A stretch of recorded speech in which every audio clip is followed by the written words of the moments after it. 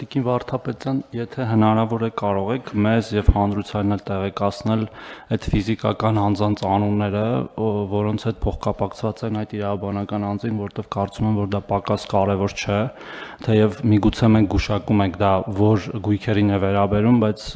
կարծում եմ ճիշտ կլինի, որ նաեւ հնչեցնենք մեր այսպես չակերտներով ասած հերոսների անունները։ Շնորհակալություն։ Խնդրեմ Տիկին Վարդապետյան։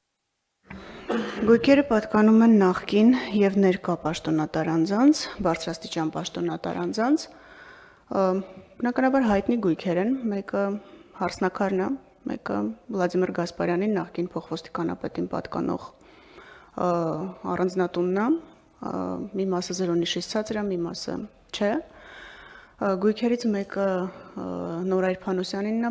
պատկանում, իհարկե այս բոլոր գործարքները չեն կնքվել ուղիղ այս պաշտոնատար անձանց հետ, հիմնականում կնքվել են մայրերի, զոքանչների կամ իրենց հետ փոխկապակցված իրավաբանական անձանց հետ, այսինքն անձինք որպես իրական շահառուներ են տեսանելի։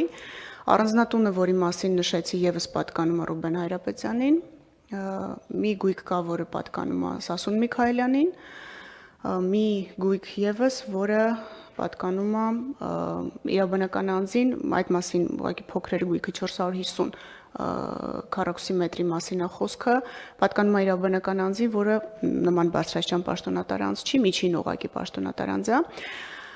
Ու այս աշխատանքները հիմնականում վերաբերում են պարոն Թորոսյանի նախկին եւ ներկա պաշտոնատար անձանց։